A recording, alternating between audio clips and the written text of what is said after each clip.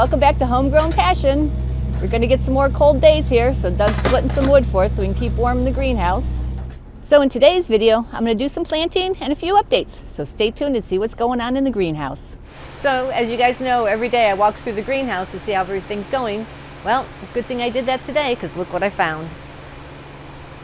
One of my emitters was clogged, so I used my dust and lint remover for electronics, put it in the spaghetti tube, give it a squirt. Well, it's working now, see.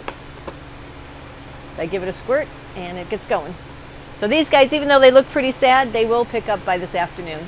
Okay, so if you have a clogged emitter, all I do is just stick the hose into there, give it a squirt, and it usually clears that out, because it's usually, I think, in the T here where it gets clogged up. And that's all you'd have to do.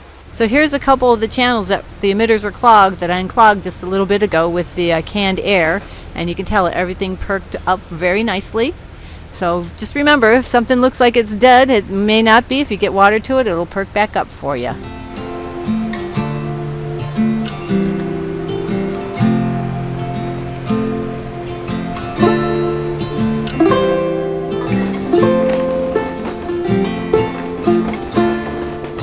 Okay, getting ready to plant here, so I'll make a space on the other side so I can bring my channel across.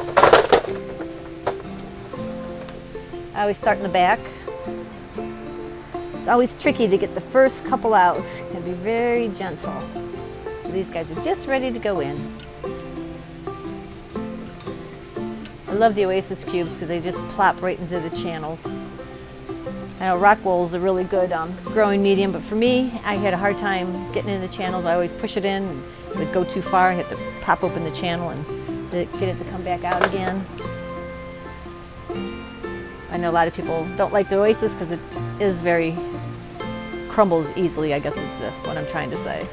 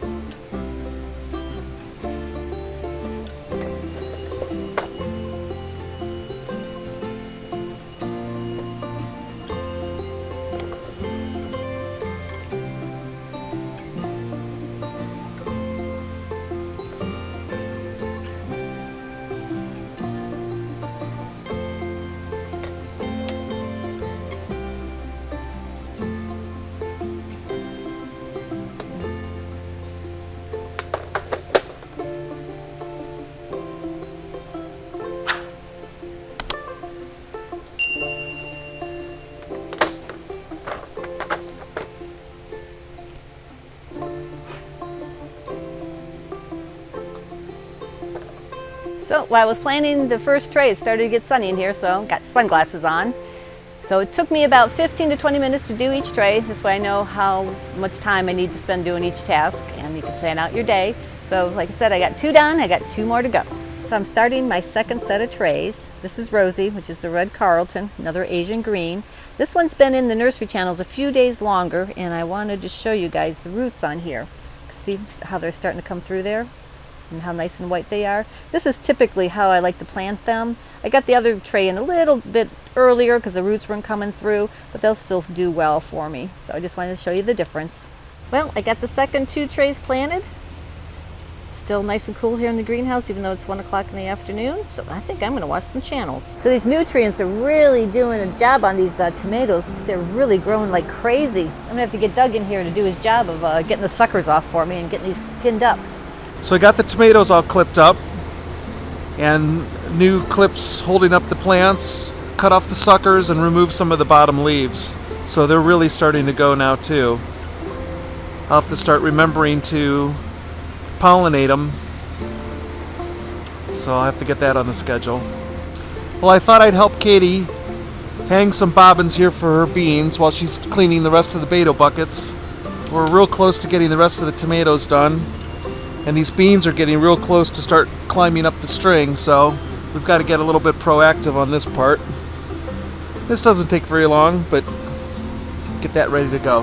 So after you hang all the bobbins, basically you just want to take your bean plant and wrap it clockwise around the string, and that's all there is to it. You just start it like that and it'll climb right up. Do another one right here. Now I know we planted a lot more beans in these Bato buckets than just these two, but these other ones will train up to go on the same one, and it won't hurt anything and it won't stop the production. And by the way, one of the things you probably want to pick up for Bato buckets, it's really easy, you can roll around, is one of these mechanic stools. And I'll put a link on the description in the video about this. You can pick these up online. And we've had this one for probably 6-7 years and it's still going. It also goes up and down, so it works really good for me to roll around and just go on the next plant without standing up and down. So here are my flowers we seeded a couple weeks back, or more than a couple weeks ago, the end of January, beginning of February. So the petunias here are doing really nicely. They're really filling out here. These are super bells and more petunias here. So I'm thinking I'm going to start making up my baskets at the end of March and get those out into the high tunnel, and then I'll be able to put them around our patio. Well, I hope you guys liked today's video, my day-to-day activities in the greenhouse. As you can tell, I enjoy doing it, so hopefully you guys enjoy watching it. So remember to leave me any questions, comments, or suggestions down below. So I'm calling it a day, and I think I'm going to take Ian for a little bit of a walk. See you guys next video.